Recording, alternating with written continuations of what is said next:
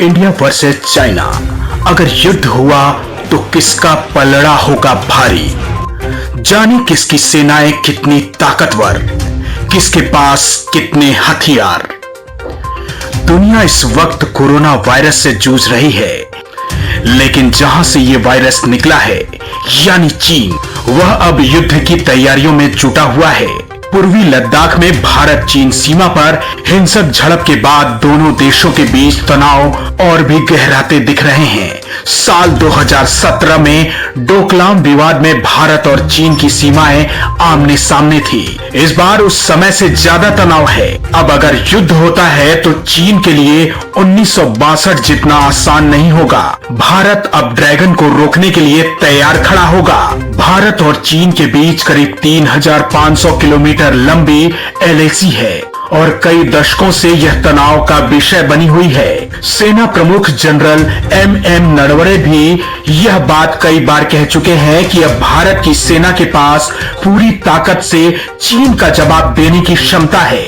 बता दें कि 15 जून की रात भारत और चीन के सैनिकों के बीच गलवान घाटी में हिंसक झड़प हुई।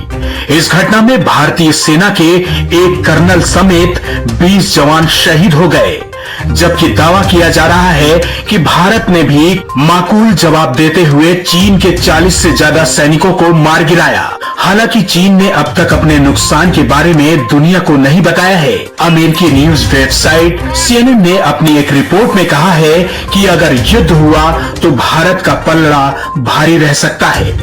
रिपोर्ट में दावा किया गया है कि 1962 से लेकर अब तक हालात बदल गए हैं। अब भारत की ताकत पहले से ज्यादा बढ़ गई है।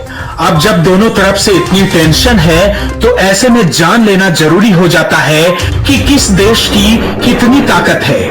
भारत और चीन में कौन कितना मजबूत है। चलिए पूरे सिलसिलेवार से हम आपको बताते हैं किसके पास कितनी सेना।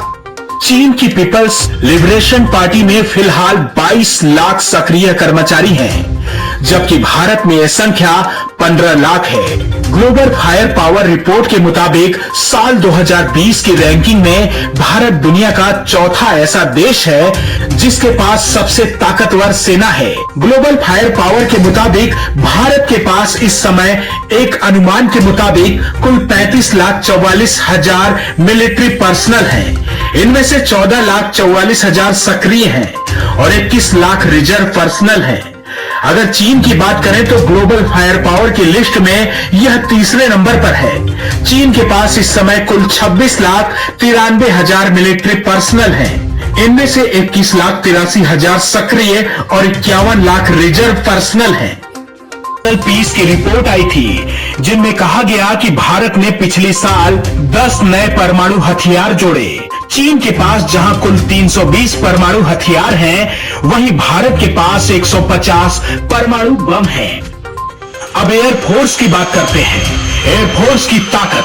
चीन के पास हवा में मार करने वाले 270 फाइटर जेट है, जबकि भारत के जमीन पर मार गिराने वाले 68 एयरक्राफ्ट है। चीन के पास सिर्फ 157 फाइटर जेट है, जबकि उनके पास जमीन पर मार करने वाले एयरक्राफ्ट भी भारत के मुकाबले काफी कम है। चीनी आर्मी एयरफोर्स के पास सीमा पर 8 एयरबेस हैं, लेकिन ये ज्यादा सिविलियन एयरफील्ड है। कहा जाता है कि चीन को यहां हमला करने में दिक्कत हो सकती है। तिब्बत और जिंगयांग के एयरबेस काफी ऊंचाई पर हैं। इसके अलावा खराब मौसम के चलते चीन के एयरक्राफ्ट ज्यादा गोला बारूद ईंधन के साथ उड़ान नहीं भर सकते। भारत के पास मिराज 2000 और सुखोई 30 जेट किसी भी मौसम में उड़ान भर सकते हैं, जबकि चीन के जेट J-10 में इतनी ताकत नहीं है। भारत के पास चीन से ज्यादा टैंक। ग्लोबल फायर पावर के अनुसार विमान शक्ति में चीन तीसरे और भारत चौथे स्थान पर है। सबसे महत्वपूर्ण बात यह है कि चीन के पास भारत के मुकाबले 2 गुना लड़ाकू और इंटरसेप्टर विमान हैं। ग्लोबल फायर पावर के अनुसार टैंकों के लिहाज से देखें तो भारत के पास 4,200 से अधिक टैंक की तुलना में चीन के पास 3,200 टैंक हैं। हालिया आंकड़ों के अनुसार चीन के पास भारत से 10 गुना ज्यादा रॉकेट प्रोजेक्टर है। वहीं DRDO 150 किलोमीटर की रेंज की बैलिस्टिक मिसाइल पृथ्वी 1 और 250 किलोमीटर की रेंज की पृथ्वी 2 का परीक्षण कर रहा है।